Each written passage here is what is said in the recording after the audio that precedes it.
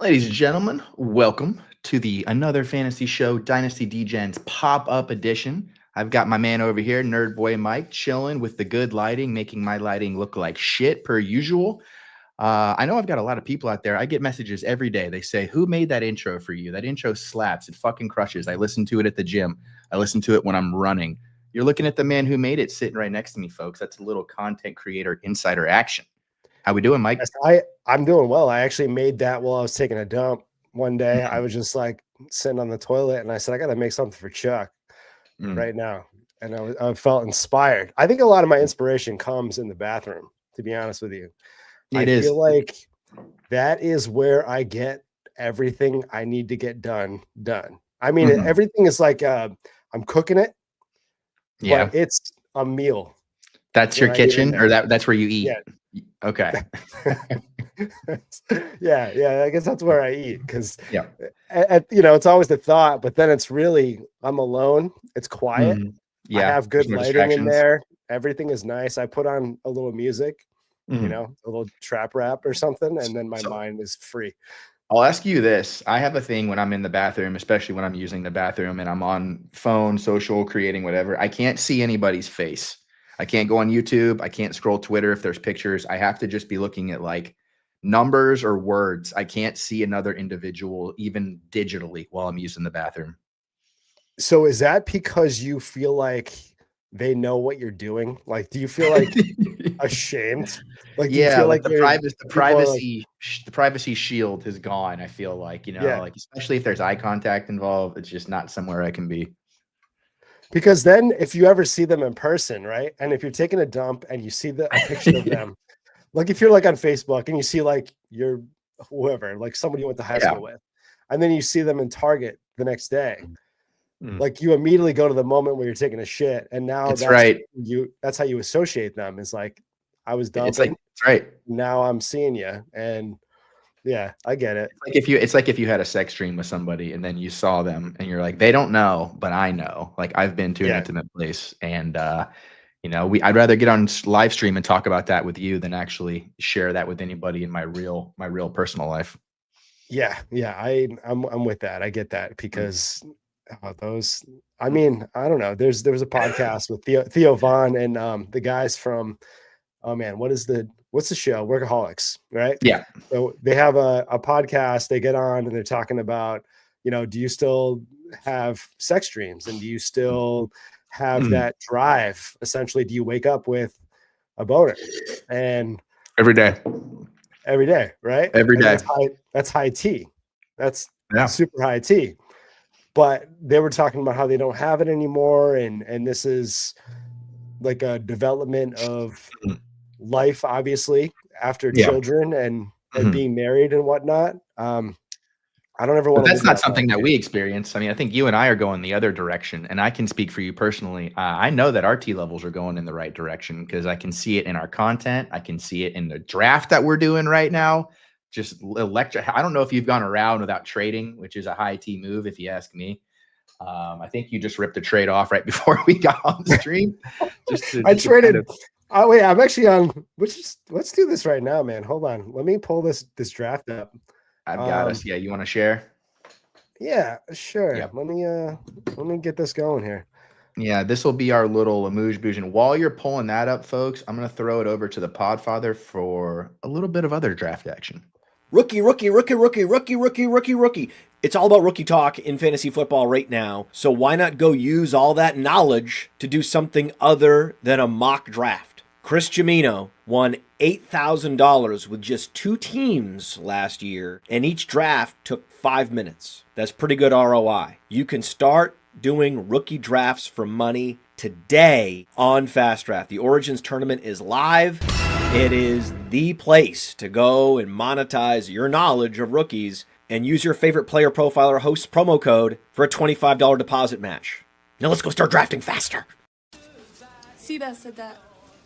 Well, if that guy at the table over there is Seabass.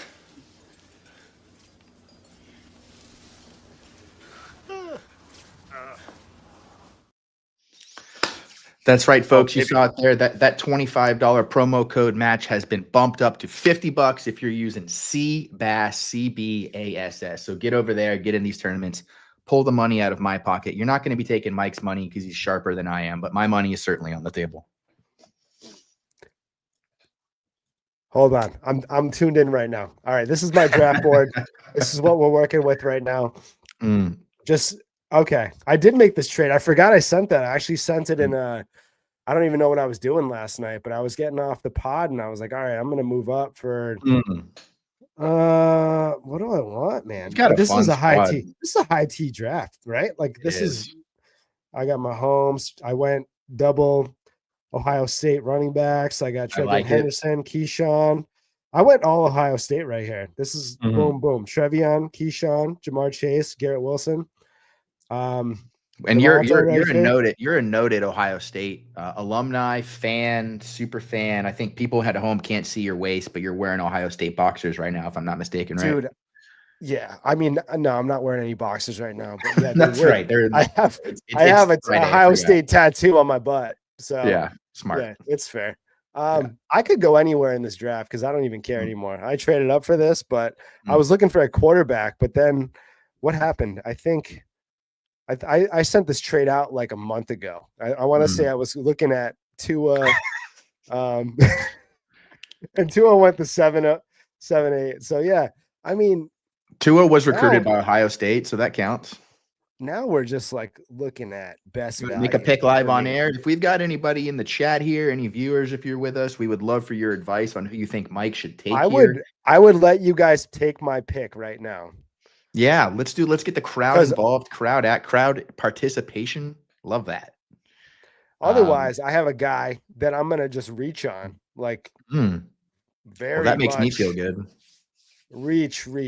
Watch, we'll go all the way down here. We're going all the way down. Oh, this is fun. This is fun because also I'm picking 4 picks after you, and if you're looking for a reach, that means my guy should be safe. Where the hell is he actually? Is he this far down on? Ooh, I wonder. Yeah, there are some guys that are as far down there that are crazy far down there compared to their peers. I don't want to tip any hats here because we know that some of our other draft mates are probably watching the stream, shaking in their boots, shitting their pants. I don't even know where this guy is. Good. That's very good to hear. If you're having trouble finding him, that makes me feel pretty good about. I do not use the desktop mode at all. I think it's the worst thing you could ever imagine using for drafting when you come. Hold on. Okay, so Pardusky, my guy here, AFS All-Star, wants to know, show us the top 3 best players available. Oh, all right, Pardusky. You might get Pardusky. It happens on this show. It has been known to happen with the best of them. Okay, Pardusky. Ready? We got Tyreek, Anthony Richardson, Joe Mixon. Oh, God. Talk about 3 players that couldn't be more different in what you're about to get. That's great. That could be our show right here. Talk about sink or swim, which is today's themes, folks. So before we jump in a little more into this, we're going to talk today about maybe a few guys that were previously valued as studs who have this 2025 season to kind of determine whether or not they're going to get thrown overboard or not. And I would love to throw some guys overboard. Makes my life easier, makes my draft life easier, makes my sex life easier. So, yeah. And do we want to talk about one of these guys while we're sitting here and maybe give the chat a little bit more time for you to make a pick, or do you just want to jump? No, I'm gonna tap right now, and I'm gonna hit a shocker. I think it's gonna get a noise going. They're gonna be like, oh. Wait, do I have sound on? Let's infuriate the chat. Sound on. Yeah, sound on. Let's get those sleeper notifications going. Oh, man. I had a feeling because if you're scrolling, that means you're looking for a rookie because the ADPs have been chalk for like 3 months now. So that makes sense. Dude, honestly, if you guys are not in a startup right now, go and including rookies, go do it. Because, I mean, Chuck went massive rookie content right there. I think you tapped. Yeah, can you pull my team up there? Pull my team up if you can. And let's go. We'll continue this bad boy. Once again, I have no idea how to use. Oh, here we go. Nice. Wait, Busty. So busty. Busty. Yeah, you got Lamar. Let me see if this will help. Let's take the overlay off for a sec. Nope, just doesn't enhance it at all. That's just classic sleeper right there. Yeah, I can't even make this bigger. What if we do that? No, it still doesn't. What a lame. StreamYard can be so goofy sometimes. Whoa. I don't want that. All right, I'll stop dicking with it. Either way, we're talking about Jackson, Genty, Hampton, and then you got Golden down there, Colston Loveland, Cam Ward. I'm feeling pretty good about Cam Ward. I feel like that pick's going to end up aging like finest of winest. What we got here? Oh boy, it's dripping around like old mofo. There we go. This is just podcasting, folks. This is how it goes. This is the audio medium when you do a little pop-up on a Friday, having some fun. Mad Dog's in the chat. Sai. Oh, Sai. Mad Dog, buddy. I just traded a second rounder essentially for Devin Neal, who is like my RB4. RB5. So you're Either pulling way, now. Does it bother you that he didn't even get an offer from Ohio State? Yeah, kind of. I mean, it can be. who knows? I can have one offer. I can be fine with that. That's fine. That is fair enough. All right, so we're talking about sink or swim. Wait, did you just pull something up? Nope. All good. I was going to see if he got any Ohio State type awards but no, we're good. The bit's done. The bit's over, folks. And now we're just going to move on to the fun stuff. All right, man. I like the chaos of this stream right now. I feel like there's a lot of moving parts. It's just like a day in the life with Chuck.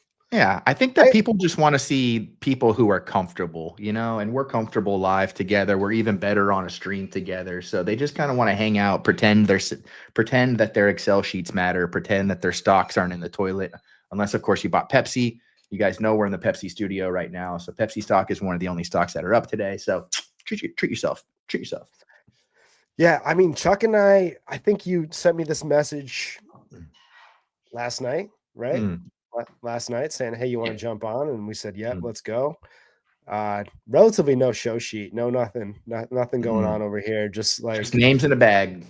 Us, we have two names right now. So we got the double names going on the pod. We got FantasyNerdBoi. That's just good promo. You can never have too much. You can never have too much promo. You have the F in the overlay on the top, and then there's no F at the bottom. We still got sound going on. All right, we'll mute that. Get that out of here. Yeah, I got you. All right, Shibuya. Let's do that. Cool. Okay. Oh, baby, this is nice. Hey, Slashy's in the house. Slashy has gone, I think, 18 consecutive AFF episodes without missing a beat. And that's why he's the fucking man here. We might have to send him something. Slashy, right? So Slashy has a sharp block button finger. So he is very aggressive with his blocking, right? And I'm like, okay, what's up with this guy? Because he was always commenting on your posts, and I was like, I don't know who this person is really, but I went to go look and check out his profile, and he had me blocked. And I was like, So I go into the Degens account. I go into his profile, has me blocked. Nice. And I'm like, what's the deal? And it all stems from an Aaron Rodgers take that I had maybe about 5 months prior to this, saying that Rodgers is going to essentially just like fall apart in New York and then not come to fruition and never bring them anything of substance, I think, is what the ultimate take was. And, so a premonition more than a prediction, because it came true. Yeah, I mean, okay, Slashy, we are good though. I think we're in that league together. I like Slashy. I think you're good too. Yeah, there you go. He's reformed. You know what? I think that change. I'm reading a book right now about the 4 seasons of life, and you have period of calm, period. No, what do you have? You have a nomadic period, a heroic period, a prophetic period, and then an artistic period. And you guys went through your nomadic period, and now you're entering into your hero period together. And then you get ready for that artistic period, which who doesn't love that? I don't want to be. I read, folks. I read. Why are we doing that? I don't want to be an artistic phase. I'm good Are you as kidding is. me? This is as artistic as I get, man. This is it. Okay. We're, Well, let's get and- artistic with some of these players right now. Do you have any of them in particular that you're feeling especially hot about that you're thinking my sink or swim for 2025? All right. So we're talking sink or swim. We're talking about guys that you're either going to actually learn how to swim and they're going to swim laps and whatever the English Channel, whatever Sure. the equivalent of swimming a long time is. Mhm. Michael Phelps it a little bit, or they're just they're gonna die. Or they're gonna die. And I think there's a lot of guys that people feel that way about, especially the third-year quarterbacks. Like we're talking about guys that maybe are valued incredibly high in Dynasty, but have never actually hit that, but are still looked at that way. Sure. You know what I mean? Like, let's talk about Chris Olave to start. Love it. Olave was like, okay, big rookie year, obviously delivered, like was one of the top rookies in that class, and everyone had him as like a third round startup pick. Yeah. We'll just throw him right there. He was steadily considered to be like a mid-first value. I don't know, man. Like the dude has as many concussions as Tua. Yeah. He I don't think, Pardusky's saying don't put him in a pool. I agree. I feel like he cannot. He doesn't have the motor skills still to make it happen because I don't know, man. The man has been demolished on the football field. Sure. How do you feel about Olave? Like, do you still have hope for him in Dynasty? So let me ask you this. Let's take the concussions. Let's take the upper body injury history out of it. And let's just evaluate what he can do on the field. If you were to, now I know that's hard to do, and that's probably 60% of the equation. But if you do that, is this guy not still feel like he's a top 15 wide receiver in the league? And that was without Kellen Moore coming in. That is without them bringing in another stud wide receiver. That is without them having a powerful running game. They have an effective running back catching game with Kamara. But overall, I just feel like if you're looking at wide receivers who, if they can come into the season healthy, I don't know if anybody has a better grip on being the focal point of their attack more than Chris Olave has. Now, that's glass half full and a lot of wishful thinking because I know he's still super talented. He's only 24 years old. He's being valued as the wide receiver 24, which I think is nuts. I just have a lot of hope for him still. And I don't think the price tag comes at anything that is devastating, like some of these other guys, like another guy I think we're going to talk about if things don't work out. So I still feel pretty good about how he's performed, considering no team has had more working against the offense than I think the Saints has over the last little bit. Yeah, I mean, I don't disagree with that. I think Olave is definitely going to produce at the NFL level. I like his footwork. I like his route tree. I like the way that he gets out of his stems. I think he's got a good release. There's all these things that I really like about him. He is like a Jordan Addison, like, if Addison didn't have brain damage. I feel like that is solid. And I think you are overselling him a little bit though, just because I think that the landscape of the wide receiver has changed quite a bit. Like we see the rise of Neighbors, BTJ, Ladd, even guys like, I don't know. I don't know if he's going to be a top 15 guy. It's tricky. We're not even including the rookies. Like we could see Ted McMillan really rise. We could see the likes of Luther Burden, Matthew Golden, any of these guys can really, Emeka Ibuka, anybody can just rise up in there as well. So it's like, I would say top 25. But the thing is, like, right, he's being drafted almost appropriately right now. Yep. But that hasn't existed in the last couple of years because the hope is that he's going to produce and continue that rookie season. But that whole class really did, right? Olave, Wilson, London, and one of those guys has proven that he can rise above it. But I mean, I'm creating like a Terry McLaurin lane for a lot of these guys and putting them in it for guys that I'm like, the second they get a quarterback that can play, this is a maybe top 15 isn't the way to put it. Maybe like he's going to give you tier 3 seasons with the potential of tier 2, tier 1 seasons, but maybe overall in the dynasty landscape is in that tier 4, tier 5. Because I mean, would you say Terry McLaurin is a stud?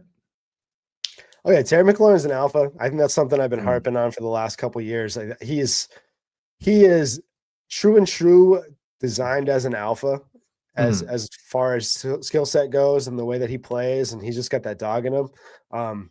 Olave, I think, doesn't have that dog, but I also think that if he went and trained with like Tyler Lockett and learned how to get down instead of trying to run out 4-yard passes from Derek Carr and then just getting demolished in the middle. And a lot of that is Derek Carr throwing hospital balls and throwing out in the middle. It's they've tough. got a Sam Howell situation in New Orleans, and I need them to get rid of it. The reason he doesn't have that dog in him is because I think they're giving him canine tranquilizers to deal with his concussions, which is actually something they do in New Orleans. So that could be a problem. Maybe that's an issue. Yeah. Training staff. Yeah. I mean, I think there's a good chance that New Orleans taps Shedeur Sanders though, and that could change the landscape of these guys. And obviously he's not really sharing targets with anybody but Shaheed, which Shaheed I like just because he fits Derek Carr's likewise skill set, which is just huck the ball and hope and pray one's out there. I mean, there's definitely promise. I think that Olave could, I think he could slip. I'm not totally dead in the water when it comes to Olave, but I think that if this is not his year to produce and stay healthy, then he is he's like an 8th round startup pick next year. He's just going to be he'll slide. Yeah, he's going to just keep going down and down in value. Right now, people still feel good trading a late first for Olave. I think after this year, he's not worth the first anymore. At all. It'll be interesting to see how the team values him because he's going into his contract ends in 2026. So typically between this year and this time next year, a rookie extension or an extension should be offered. Is he a potential trade target? Who knows? I just feel like this is a guy that can still contribute meaningfully. However, a year ago, this is a guy people thought could carry a roster. And is that the case? It's hard to say for sure. Yeah. No, I'm not. I feel good with Olave as like my wide receiver 3 or 4. I think that's confident like with him in that range, but I'm not putting him on the, my dynasty teams on his back and hoping that he's going to carry me to a championship. He's probably going to be a boom bust, like solid guy that, I mean, would you take Jameson Williams or Chris Olave right now? I'd take Chris Olave, and it's only because I just think that Amon-Ra St. Brown is he's gonna be hanging his jersey in the rafters of the Lions Stadium, and as long as he's there, Laporta's there and Young, the quarterback can come and go. I'm not too worried about. I just think that second/third banana over potential first banana is what I'm a little bit more interested in. But at the end of the day, their season-wide stats might not be that different. Yeah, I mean, I think Jameson hits a little bit harder. Like I'm thinking about him humping the floor when I say he hits a little bit harder this year. Be careful with the sexual taunting. Now that's been a big issue the last week and the last season, so you gotta be careful with that. You might get flagged. Oh yeah, we're on a network now, so yeah, I get it. But that was brought up at the owners' meetings specifically. Sexual taunting is a big focus going into 2025. From the players, sexual taunting in the NFL, and then also sexual taunting on our podcast, because I feel like we're not on the Degens anymore specifically. So it's not like that was just all sex all the time. It just didn't matter. It was. I think you can still find some of those videos on OnlyFans. I don't know. Jagger still comes on the pod without a shirt sometimes, and I'm like, Jagger, brother, you kind of need that, on, man. Kind of need that. Yeah. So do you want to get into where do we want to go next? Quarterback, running back. Who's our next sink or swim? Let's go wherever you want to go, man. You're to the driver's Okay, I like that. I like this one. Let's go with. I'm still wearing the same sweatsuit I wore last night, so good. That means you're comfortable. Let's go with the quarterback, 18, 47th overall, 25 years old, lives in a state with no income tax. Trevor Lawrence. How are we feeling? Oh, baby. Isn't he a funky one? So, funny story, Trevor Lawrence, right? No, I don't have a funny story about Trevor. That, you know what? Isn't that kind of the rap on Trevor Lawrence though? Yeah, you're like, wait. Wish I had an interesting thing to say. Oh wait, I got nothing. Yeah, let me tell you something about Trevor Lawrence. Never mind. No, he's a funky one. I think Cohen might bring the best out of Trevor Lawrence. I think that we're talking about a full year with BTJ and we are okay. They're going to tap tight end or wide receiver in the first round. I think there's what are they at 107? Mm-hmm. They're 107. The Jaguars. Man, actually, I don't know. They might. No, they have the 5th pick. They have the 5th pick. No, they might actually be not even in the range of grabbing one of those guys. But the second round, I think they're in play for maybe like a Matthew Golden or running and if Loveland slips out a little bit and I think they're definitely going to grab another offensive weapon. So you'd have to imagine. All right, I've got an expert draft here for that I'm going to share my screen with. Tell me what you think about this draft for the Jaguars.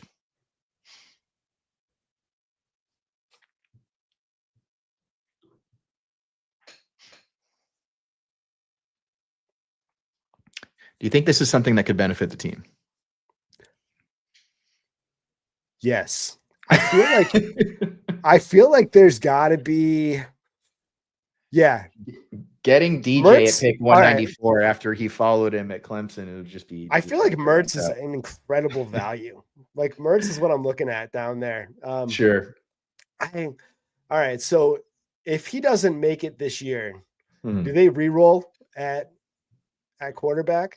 Do you think this is his last year to really show I mean, he hasn't been like a complete flop, but like statistically speaking, he's produced like Mac Jones has produced over their careers. Sure. You know, like, I think if you put them side by side, almost the same passing yards, same completions, almost the same touchdown percentage. The interceptions are par with the course as well. So if people are burning Mac Jones to the ground, does Trevor Lawrence still get a pass after this year? Or if he has another mediocre year? I think because he's the first overall pick, he's very tall, he's very white, and he has long hair, and he lives in Florida. Just signed a massive deal last year. I think he was the highest paid quarterback at the time of his deal. They're going to give him 2 to 3 more years of failure before they're ready to move on, I think. I mean, fantasy-wise, there's no reason that he shouldn't be putting up Jared Goff, Baker Mayfield numbers. I mean, I don't know how much higher his ceiling is than that, but as far as the ability to produce when he's given a decent pocket and he can scramble and he's a threat near the goal line if shit's not crazy. I mean, I just think that they need to, I don't know. He's going through that where I don't think he's had the same players on the field for more than like 3 games in a row. And that includes lines, skill position players, everything. It's really brutal. Yeah. I mean, he also, he's had the interchangeable systems too. You know, it's almost like a guy going in the transfer portal and hitting the portal every year. They have to get used to a new coaching system. They have to get used to a new OC, the way that this guy wants run. And it's difficult. It is. It's a hard situation to be in, especially as a young quarterback, but he's almost at the point where he's not a young quarterback anymore. You know, that's a big part of it. Where, and the development is so important in quarterbacks, the early on development, you know, like you throw Bo Nix onto the Patriots and he might not be a successful quarterback in the NFL. It's just, it's the personnel, it's the people that are around you. It's how you're going to develop these guys. And I hear this. All right. So hear me out right now. If T-Law doesn't succeed this year, what is a successful season for him this year? Let's lay that out. What do you feel is I'm happy from what I saw year? All right. Everyone says that wins aren't a quarterback stat, but I think that liars. For the sake of him being successful with the franchise, wins have to happen, and we have to see at least 9 wins on the season. I think that's probably a little like for Liam Cohen to keep his job and for T-Law to still be the only quarterback in that room. I think that they have to hit that 9-win mark. I think that he's got to probably, I'm not even going to throw stats out there. I don't think the stats are that important because I think he needs to just show that he can lead a team to victories. And what is really, I guess, frustrating with T-Law is that he falls apart. He can have all of the great stats when it comes to fantasy. This isn't even necessarily a fantasy take, because fantasy takes go out the window when a quarterback can't keep their job. And we're actually in that realm of, can T-Law keep this job long term? And that's what we're talking about. I don't have a doubt that T-Law can't produce back end QB1 numbers. I think he probably can give you 20 to 25 points a game. I'm not even talking about that. It just, I think he's getting closer and closer to the Mac Jones situation, where they're just like, hey, we might see what else is out there. We might see, like, you can say that he was the first round pick and that he's got the pedigree all you want, but he's got to win. He's got to just show this team that he can win. So you think that there's a possibility that they bring in Daniel Jones next year for a little QB competition, just like they're doing with Anthony Richardson? They might bring Anthony Richardson in.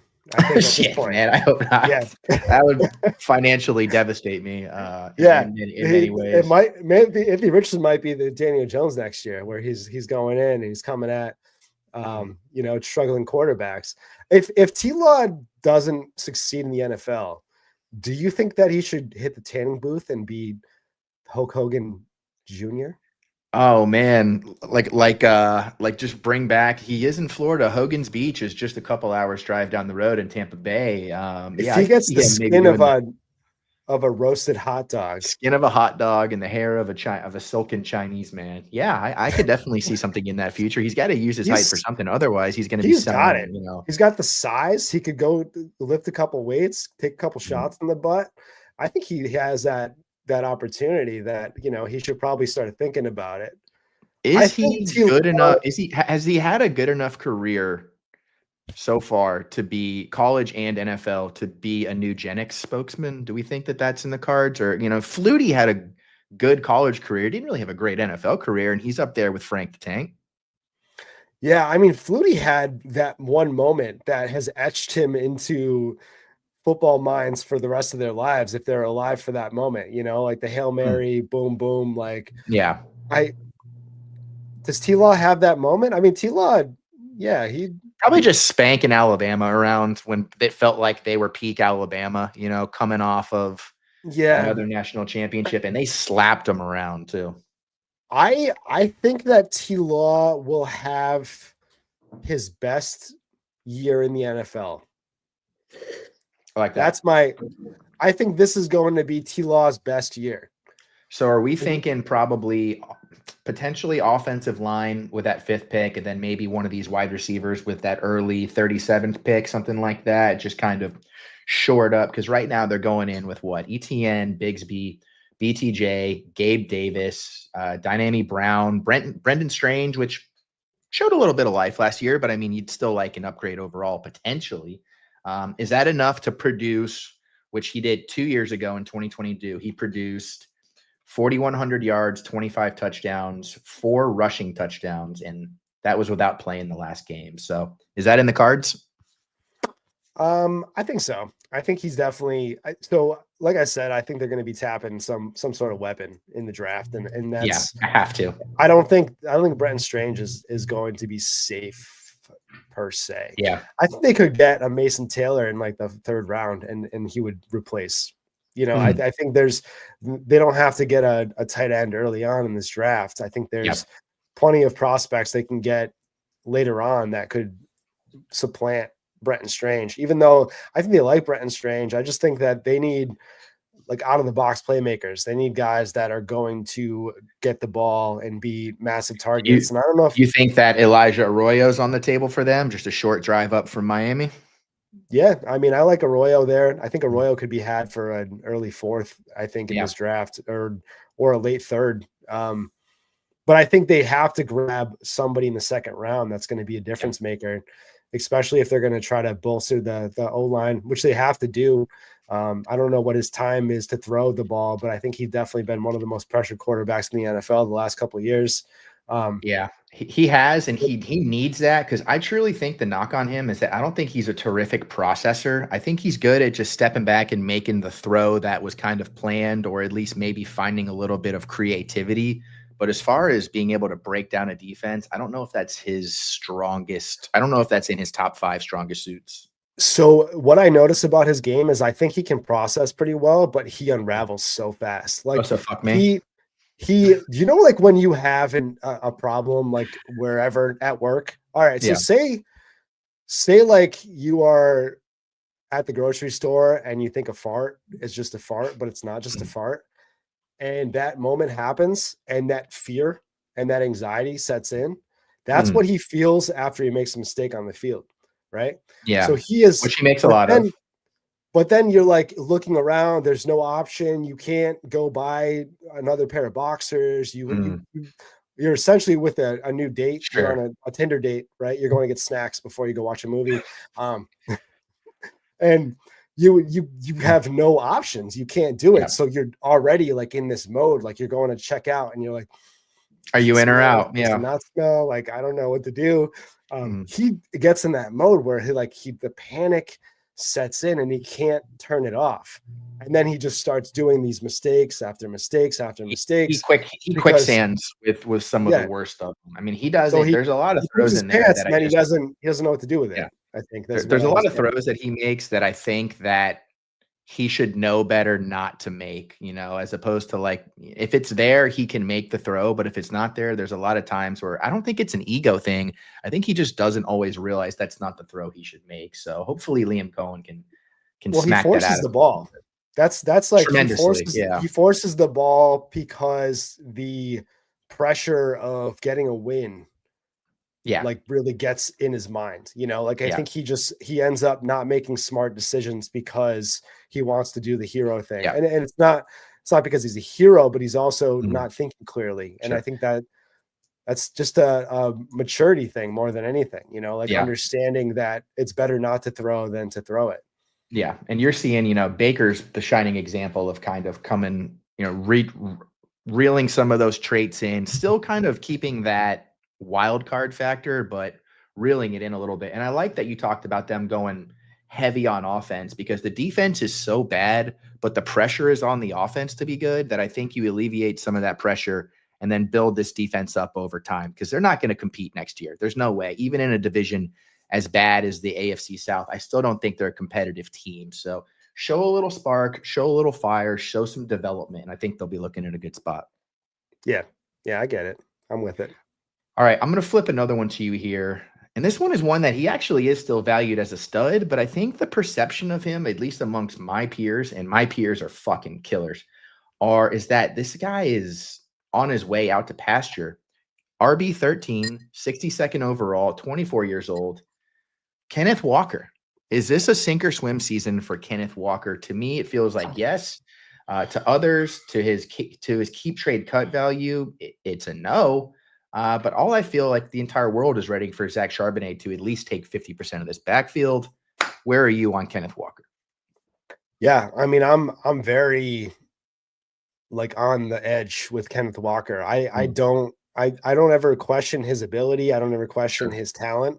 I think he's definitely one of the top 10 talent wise running backs in the NFL. I think he's securely in that range for me. But like he's lost a little bit of explosiveness from his rookie year, which is not like unheard of. Obviously, with running backs, you're gonna fade a little faster. But I think the injuries have racked up a little bit, especially when it comes to his ability to burst through the hole, and his efficiency has gone down a little bit, and that does scare me when you see these declining statisticals, especially metrics that are important when you assess a running back. I still like Kenneth Walker. Yeah, I think that him and Charbonnet, while very different running backs, are essentially equal within the system that they're in. So it's like Charbonnet is a big bruiser. He's a guy that'll carry you. He breaks tackles. He's not easy to bring down. Kenneth Walker is more like, I'm going to burst through the hole. I'm going to give you that quickness. They work really well together as a tandem. And I think they're going to do that a lot more this year than they did in the past, in hopes to see if Charbonnet can replace him, but also to try to keep Kenneth Walker healthy. I think he's going to need that. Okay, he's not a workhorse guy anymore. And with that in mind, I think that Kenneth Walker might be fine, but I'm not going to value him as a top asset anymore because I think he's never. I think we valued him at that range because he was going to get 20, 25 carries a game, right? Yeah. I don't think he's a Gibbs type guy where he's going to be hyper efficient with limited touches. I think we're going to see cannibalism in that backfield. And I think 1 week we're going to see a big Charbonnet week. And then the next week we're going to see a big Walker week. And then it's just going to be a frustrating backfield to be a part of, especially with Sam Darnold doing the checkoff king. And he's probably going to be dumping off to everybody. And they're both pretty decent pass catchers, but it's going to be like a hot hand. And that's something that we're going to hear from the coaching staff too, is it's never going to be like, this is Walker's backfield now. I think it's going to be more of a, we're riding these guys, whoever shows out. And if Sharp blows up in the early season, I don't think it's out of the question to see Walker as like a reserve role, like a one down back. I think there's a lot of risk when it comes to Walker. And it's not because of his talent, but it's because he's going on a Todd Gurley trajectory right now. Like, I'm not even kidding. And Sharp is like a Zach Stacy. Like, I think they're gonna kind of transition a little bit. And I think there's Zach Stacy, Zach Stacy did not go out on a high note. I'll tell you that much. I think he's still in prison. Is he in prison? Yeah, I think Zach Stacy's the one who I think that he's the one who took God bless. He took his girlfriend at the time, maybe his father of his child, I can't remember, and he like rock bottomed her onto the kitchen or the coffee table. Oh, that is Zach Stacy. Not great. Yeah. Oh, dang. Yeah, tough break. Yeah, that's awful, man. But from a I think it was Zach Stacy. God, I would hate to be. I actually think it is. You're right. Yeah, it is. Yeah. Oh, he looks so guilty in his mugshot. 2021. I'm with you on a lot of that. You know, Walker misses 6 games last year, and Charbonnet looks good in just about all of them. I guess I just wonder sometimes if we're underplaying. I don't think we are in this chat, but I'm just talking about in the dynasty space. If we're overplaying Charbonnet's ceiling and underplaying Walker's floor, and I think you made a good comparison about Gibbs and Montgomery, but more of like a Diet Pepsi version of it. I don't love going into 2025 having absolutely no idea how this offense is going to work. I understand, like, you could feed me 4 shots of bourbon and sell me on Kubiak and Sam Darnold and JSN, Cup, and the running backs, but the offensive line is still a huge issue. And that's the biggest problem for Kenneth Walker, is because when that offensive line folds, he's not exactly a patient runner. So they could put the kibosh on him a little sooner. You talked about Charbonnet having maybe a blow up, in the blow up month early on in the year. I like that. So I just wonder, like, RB13 right now for a guy who may not even be the RB1 on his team. That's a tough pill to swallow for me. And I really like his talent. I could not co-sign that harder. Yeah, I think I'm out on his price. I think I'm out on Kenneth Walker unless he is somebody that I can get for fairly cheap. I think that I would rather take a re-roll and go on one of these, like, people are value him as like a 107, 106 in rookie drafts. And I'll take a Keyshawn Judkins or whoever else is in that range. A Caleb Johnson even would probably be about even with a Zach Charbonnet or with Kenneth Walker right now. Yeah. I did like, he had several 8-target games last year. He kind of showed a little bit more pass catching than I think that we were used to. So maybe down the line on another team, or if Charbonnet were to move on with somebody else, you can see maybe the ceiling's coming down for him, but I think the floor is coming up. So maybe that's something to hold on to if you have him on your team, if you're looking to acquire him. Don't pay asking price, but see if you can blackmail somebody, or if they've been talking to somebody online they shouldn't have, and you can out them for that. There's ways to get players below cost. Do you have any strategy like that when you're trying to tank somebody's potential trade value? All right, roll that back to me again. I was actually like spaceship battles going on in my head. I was like zoned out as all hell. So yeah, what's a way that you can? What's a good strategy for dynasty players out there to strong arm their partner, the person they're talking to in trade talks, to maybe get them to pay below market value or sell somebody for below market value? Do you like incriminating pictures? Do you like outing group chats that they've been in where they've said some uncharacteristic stuff? What's a good, muscle move? So I automatically go right to their profile and I search the N word, and then so if I know your Twitter handle, I immediately go to your profile and I search the N word, and then if it pops, I heard that. I wish I didn't hear that, but I just heard that. That's so good. That's a career ender in America. Yeah, so I'll dangle that fruit up there, and I'll I probably will get whatever I want if they care about their life and their family and such. No wonder you get so many trades. That makes a whole lot of sense now. Everything's checking out now. Boy, everybody. Cat's out of the bag, baby. Oh yeah. Ladies and gentlemen, tone it down. We almost had a black president. We have to be cool these days, or we should be cool these days. Should be in your heart. Wait. All right, what do we got here? Trump's not black. Are you for real? No, but he likes to think that he is. Yeah. All right, ladies and gentlemen. Well, I do have to get rolling here, so we will we'll do a little kibosh on this. Mike, you have any parting thoughts for the lovely listeners out there as we go into this weekend? No, definitely always watch another fantasy show. Go admire truck trash.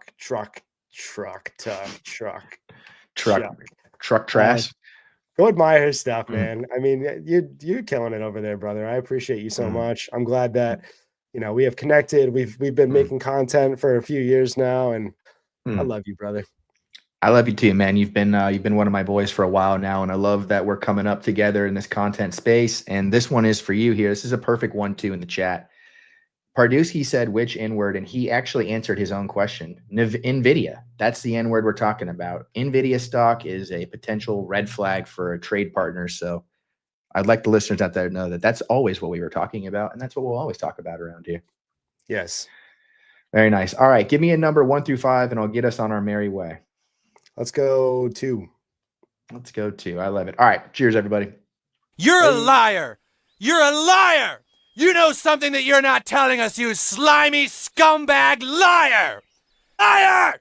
Tell us! Right back to business as usual. Straight out of what's under my cuticle. I blocked it, they picked out my coffin. Ain't it funny how